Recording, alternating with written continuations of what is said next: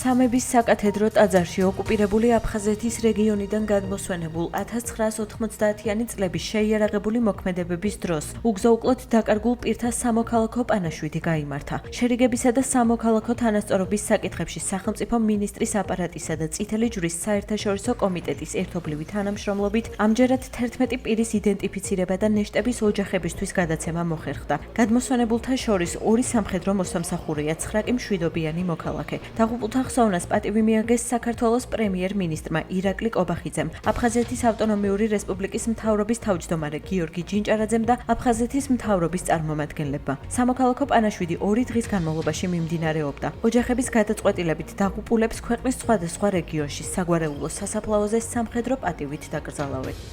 ეს 2 დღე არის ძალიან თან სასიხარულოც, ძალიან მტკივნეულიც, მაგრამ მაინც ბედნიერები ვართ, რომ საფლავი გვექნება, დავანთებთ სანთელს, ვილოცებთ და ღმერთმა ყველა მამასთან ერთად ვინც იყო განაგ.